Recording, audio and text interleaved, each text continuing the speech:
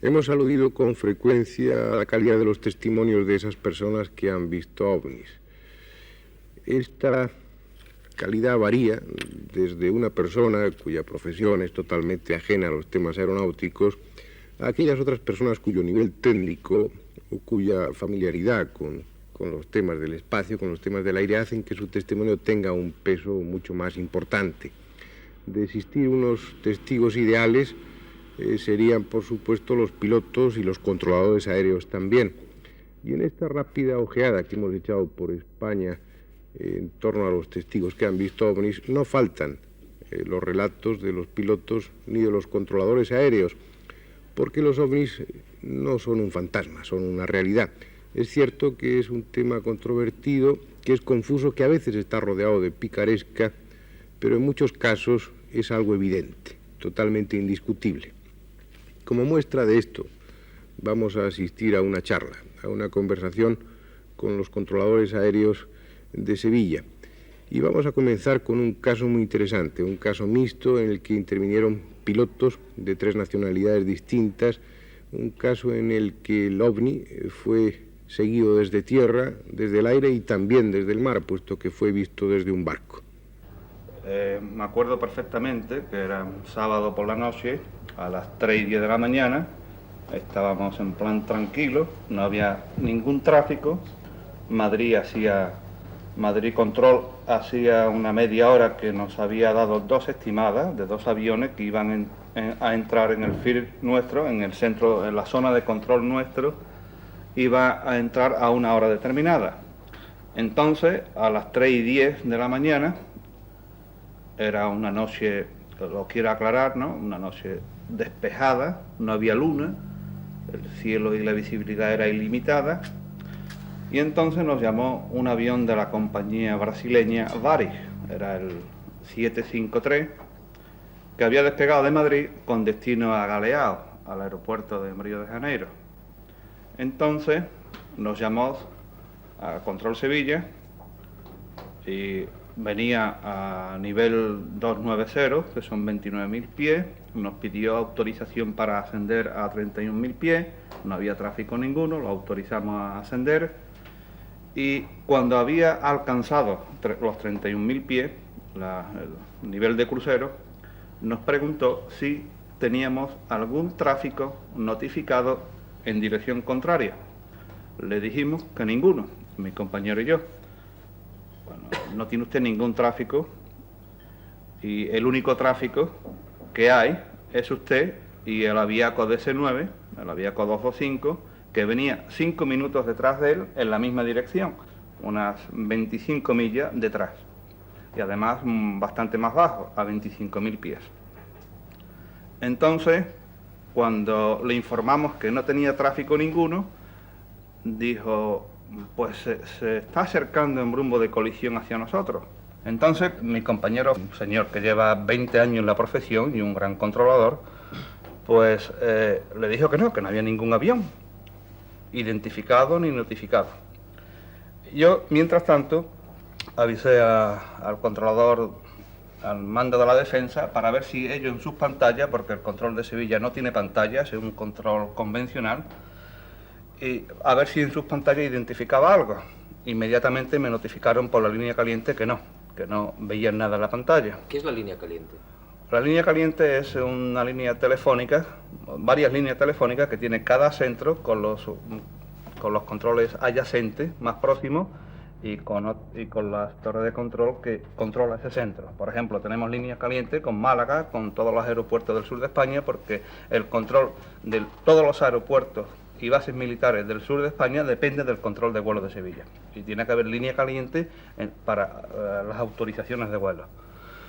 Entonces, inmediatamente que terminó de hablar el comandante del Varig, del Boeing 707, el Aviaco, el comandante de Aviaco que venía detrás de nosotros, detrás del Varig, pues dijo, Sevilla, Sevilla Control, confirmo todo lo que dice el comandante del Bari, lo confirmo y lo ratifico.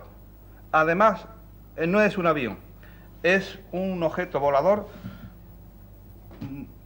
de un tamaño como una casa de 5 pisos. Y entonces le preguntó a mi compañero, ¿especifica usted si puede algo más? Y dice, ahora mismo me está cruzando a mí.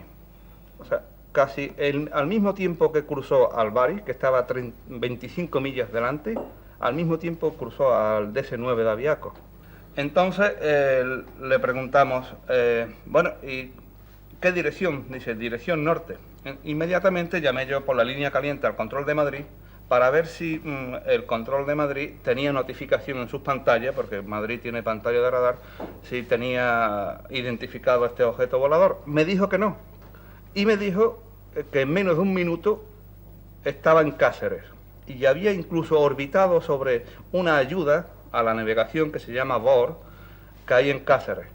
Entonces había orbitado haciendo círculos, 360 grados, y que luego había tomado dirección hacia Lisboa, pero no a través de las pantallas del control de Madrid, sino porque un vuelo, un avión que hacía Cáceres, hacia Lisboa, Cáceres, Madrid, lo había visto. Y lo había notificado porque lo había visto visualmente, no a través de ningún medio técnico. Entonces, ¿especificó alguno de los pilotos la forma del objeto y si iba solo ese objeto o acompañado? Por supuesto, el comandante del Aviaco me dijo que era una aeronave de una altura de 5 plantas acompañada de una escuadrilla que le daban escolta, que él en el tiempo que pudo y a la velocidad que iba en dirección contraria había contado hasta 8 pequeños objetos no identificados dándole escolta a este avión nodriza. Entonces, cuando me dijo Madrid que había puesto rumbo a Lisboa, al control de Lisboa, tenemos línea caliente con Lisboa, hablé con el controlador portugués y el controlador portugués me dijo que era afirmativo, que ya estaba prácticamente en Lisboa y que un avión de los transportes aéreos portugueses que había acabado de despegar del aeropuerto de Portela, de Lisboa, iba a Angola, y en el momento que había despegado y había puesto rumbo hacia Sevilla, porque pasa por la vertical de Sevilla hacia España, lo había visto también y se lo estaba notificando al controlador del centro. No obstante, el controlador del aeropuerto de Lisboa lo había visto. ¿La velocidad aproximada de ese objeto y de los ovnis que le seguían se podría calcular? Pues yo pienso que irían unos 10.000 kilómetros, 11.000 kilómetros por hora. Dado que al mismo tiempo, prácticamente en menos de 5 minutos, habían estado en Sevilla, la vertical de Sevilla, sobre Hinojosa del Duque, que es la otra ayuda, sobre Cáceres, habían perdido tiempo porque habían orbitado, y luego se habían ido para Lisboa, y casi a los 5 minutos estaban sobre el aeropuerto de Lisboa. Entonces yo salí fuera, porque pensé que había pasado por Sevilla, y fuera de la sala de control en busca del guarda, porque allí hay un guarda que vigila aquello, y antes de llamar al guarda me dijo, sea lo que viene, porque hace 5 minutos que lo acabo de ver pasar por aquí a una altura muy baja y en dirección al norte. Entonces ya me quedé perplejo, volví a la sala, el piloto del Bari prácticamente se había quedado sin habla, tanto es así que no notificó sobre la vertical de Sevilla y más adelante dijo que había pasado mucho miedo, que era un experto piloto, que llevaba muchísimo tiempo volando sobre el océano y que estaba acostumbrado a ver en el espacio muchas cosas, pero normalmente asteroides. Y más adelante ya me puse en contacto con los compañeros de San Pablo y para ello nuestro compañero Julio Marbizón podría informar más detalladamente. Bueno, yo puedo informar en cuanto a las observaciones de tierra, puesto que seguí este caso, cuando tú me pasaste el informe, y puedo decir que estos fenómenos ovni se ha venido siguiendo desde Tenerife hasta Valverde en cuanto a observaciones de tierra. A las 1:30, 2 menos cuarto, desde un barco tenemos un informe desde un barco cercano a Tenerife que nos dice ya que allí aparece la primera bola luminosa grande con una bola pequeña detrás, una pequeña navecilla. El segundo informe lo tenemos ya a las 2:15 de unos cazadores en Punta Umbría que lo ven salir del mar y penetrar en la península. El tercero, a las 3 menos cuarto aproximadamente, un técnico de una emisora local está en la zona de Los Palacios. Allí lo llama el guarda también de estas dependencias y sale y observa una nave luminosa grande seguida por una bolita y en ese momento emite 2 pequeñas navecillas. También, esto ya salió en los periódicos, 2 obreros que salen de su fábrica a las 3 de la madrugada, viniendo por la carretera también de 2 hermanas, también ven la misma visión, tienen la misma visión de una nave grande con 2 navecillas y posteriormente 3 navecillas. Y ya por último, a las 3:20 aproximadamente, sobre Valverde, 9 personas que vienen también de aquella zona de Valverde, de casa, se encuentran una nave grande que va emitiendo hasta 9 navecillas pequeñas que continúan en formación tras ella. Esto podría eliminar la posibilidad de que fuese un meteorito, ya que no seguiría esa trayectoria plana, por así decir, o curva, pero curva paralela a la Tierra, desde Tenerife hasta Valverde, que es hasta donde yo puedo informar. Hasta aquí el testimonio de José Galindo y de Julio Marbizón. Julio Marbizón es meteorólogo, también oficial del Ejército del Aire y es uno de los investigadores serios y con prestigio que hay en este país en torno al tema OVNI. Como ustedes han visto y han escuchado, es un caso interesante. Interesante y demostrativo. Han intervenido en él pilotos de 3 nacionalidades distintas, controladores aéreos de 2 nacionalidades distintas. Ha sido seguido desde tierra, ha sido seguido también desde un barco, hasta el punto de poder determinar su trayecto desde las Islas Canarias hasta la península. De alguna forma es una especie de botón de muestra. Viene a decir que si el gobierno facilitara una información rápida sobre estos temas, el pueblo, nosotros, los investigadores, podríamos saber mucho más sobre el tema OVNI. Gracias a esa coordinación de energía, gracias a ese alarde de medios técnicos, como significa en la actualidad los controladores aéreos y el poder estar en relación con distintos puntos del aire en el mismo momento, se ha podido saber la trayectoria, la velocidad y determinar toda una serie de constantes, de valores mensurables de ese aparato, de esa nave, que si en todos los casos en los que el gobierno, en los que las fuerzas aéreas han intervenido, hubieran llegado de igual forma a los investigadores privados, hoy con toda probabilidad se podría saber bastante más de los OVNIs.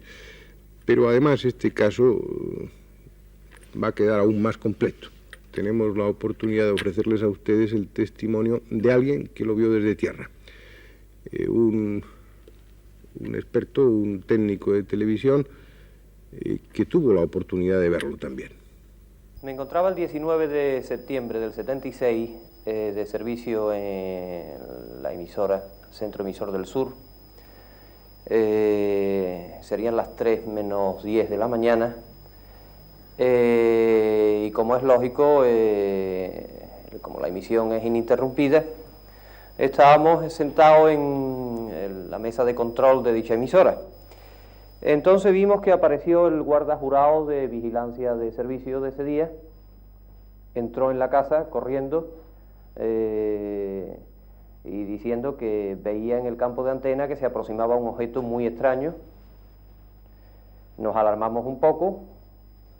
Este otro técnico, compañero mío, salió con él afuera. Yo, para no perder más tiempo, no perder tiempo y perderme lo que me decía este hombre que había visto, me asomé al Gradulú, separando los álabes del Gradulú, y entonces observé en el cielo. Es la primera vez en mi vida, además, que he visto un ovni, y indudablemente aquello lo era, porque eso hay que verlo para después decir que es algo extraño.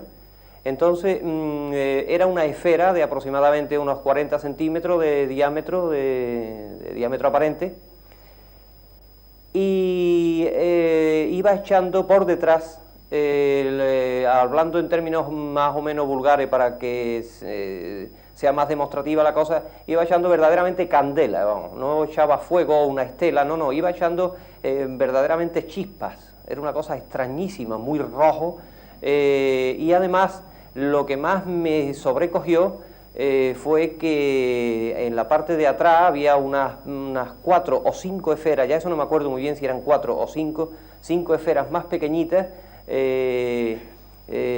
totalmente moviéndose hacia arriba, hacia abajo y como jugueteando, y me causó una sensación grandísima, cosa que además no olvidaré nunca, porque es la primera y la única vez que he visto una cosa así, y cuando es una cosa extraña, indudablemente se nota que aquello es una cosa rara, aquello fue muy raro y además inmensamente bonito.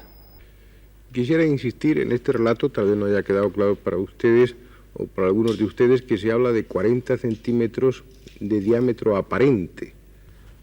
Esto quiere decir que o vio la nave muy de cerca o que esa nave, ese objeto volante no identificado, tenía un tamaño gigantesco.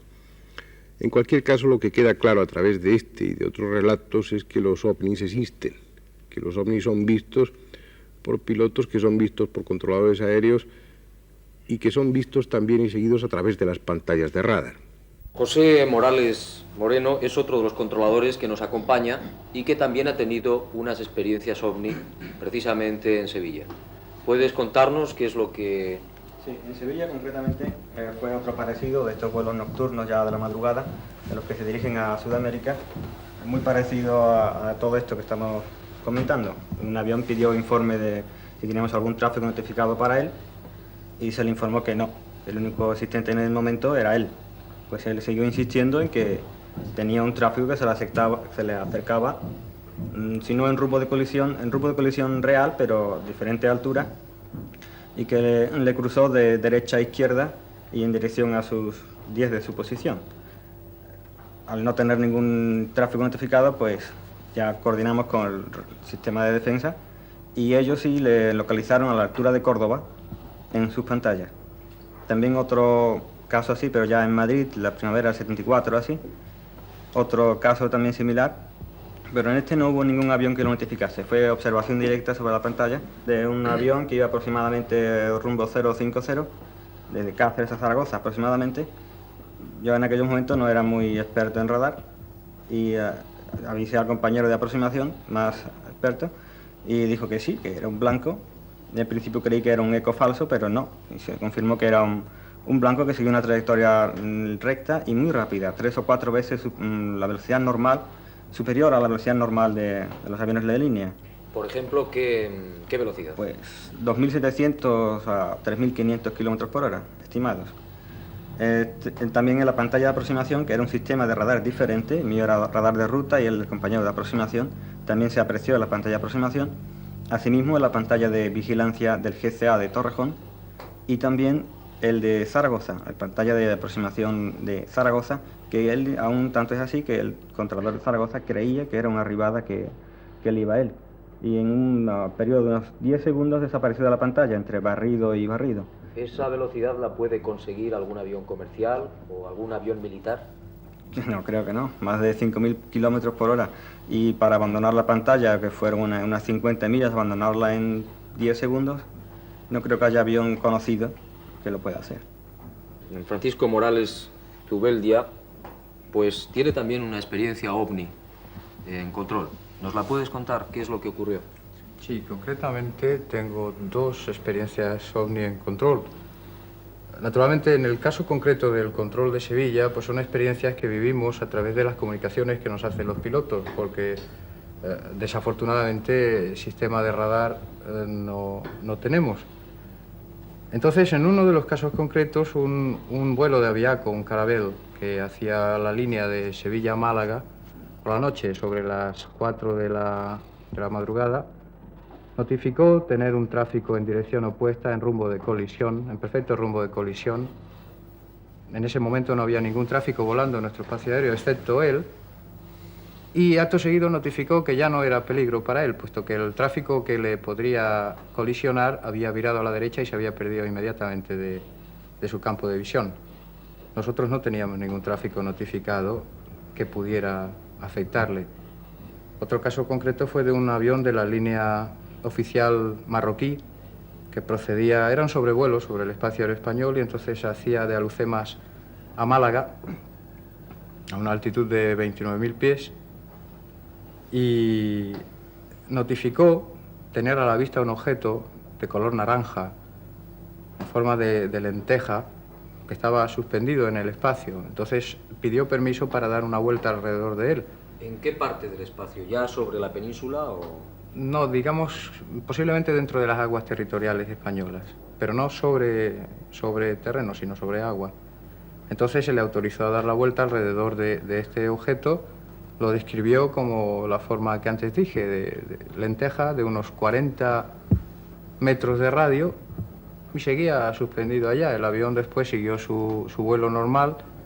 ¿Estaba quieto allí? Sí, quieto. ¿El espacio? Sí, era también una hora temprana de la madrugada, entonces como normalmente a esas horas no hay demasiados vuelos, pues no pude confirmar que siguiera o que se hubiera ido por otro más. Él lo notificó, lo reconoció, lo describió, se fue y el objeto se quedó allí. Cuánto tiempo durara, pues no lo sé.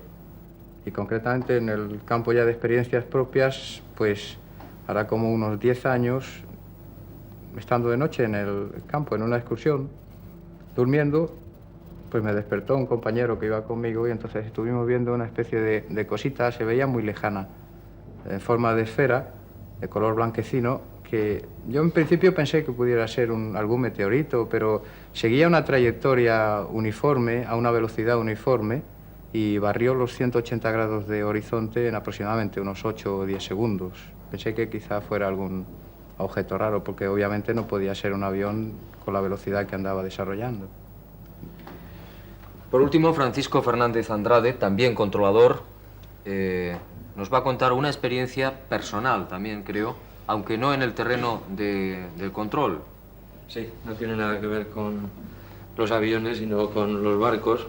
Era para ahora unos 5 años, un petrolero que yo estaba de oficial radio, una noche de verano, un objeto de unos de 10 a 15 centímetros de diámetro, objeto, digamos, discal, y con un color, digamos, luminoso como la luna, por ejemplo, barrió el horizonte en cuestión de 6 a 7 segundos. Me ha parecido lo que cuenta aquí mi compañero. Aparentemente parecía que iba muy lento, pero lo rarísimo era eso, que barrió el horizonte de 6 a 7 segundos, no tardó más. Hoy, con la experiencia tuya de controlador, ¿crees que podría haber algún tipo de avión comercial o convencional que hiciera esa velocidad, esa trayectoria, ese vuelo? No, por supuesto que no.